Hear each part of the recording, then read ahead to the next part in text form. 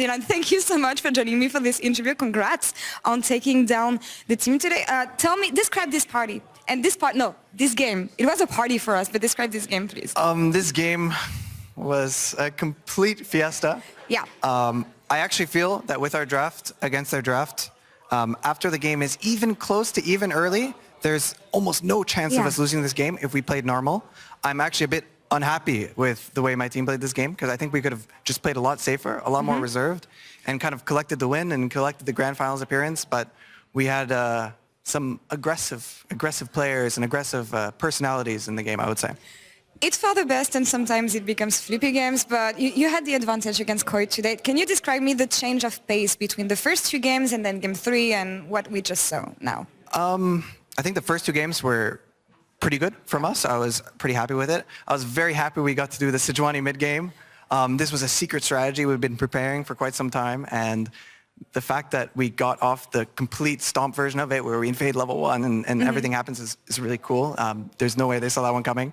And then obviously third game was a bit harder. I love it because every time I see G2, I expect new picks and spicy picks, and obviously Sejuani falls onto this category. But how often do you have players suggesting spicy picks, and how many of them usually make it through in drafts? You only see the troll picks I say yes to. Okay. There is an infinite supply of troll picks in the League of Legends, or at least it feels like when you're the coach of G2. I have to say no to a lot of troll picks, but we actually have quite a few still left, and hopefully we can show maybe one or two of them maybe in the grand finals. Interesting. Well, looking forward to see this in the coming week.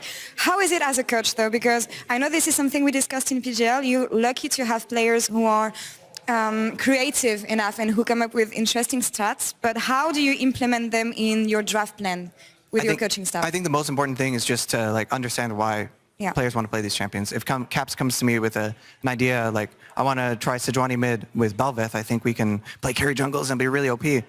We sit down and we plan out the early game, like this level 1 is something we have choreographed, and we've talked a lot about all the different scenarios and how it can go.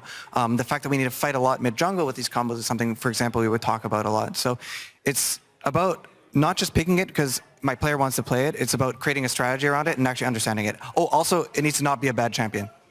It can't be bad, then it's just not a good troll pick. Yeah, I know Mickey wanted to suggest some stuff that didn't make it through, but anyway, when you think of G2 and how far you've come, does it match the expectations that you had coming into this season with this team?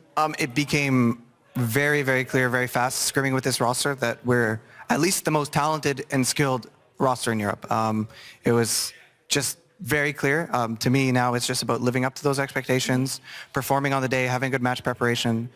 It's easy to think you're the best team and have a bad day on grand finals, for example, next week, and then we're second, which I think is not good enough for this roster. So it's been really good. High expectations, especially when you think of G2 performing so well in any esports right now. So of course the League of Legends team has to follow up on this. I have one last question for you. I know that your dad was here today to watch the team perform. What does it mean to you to have your family showing up? I'm not from Europe, actually. I'm from Canada. So my dad had to fly all the way to watch me for this set. So I'm very happy we won, and it just means a lot to me to have the support. That buff.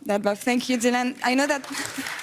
And thanks to the fans, of course, for the insane support we had this weekend. I know that Broken Blade is waiting on the other side of the studio in PGL. Is there anything you would like to tell him? Thanks for keeping everybody kind of in check when the things got a bit out of hand. I think BB was leading the game a lot, and just, I think that's about it. Calm and collected. Thank you. Dylan, thank you so much. We will see you next week.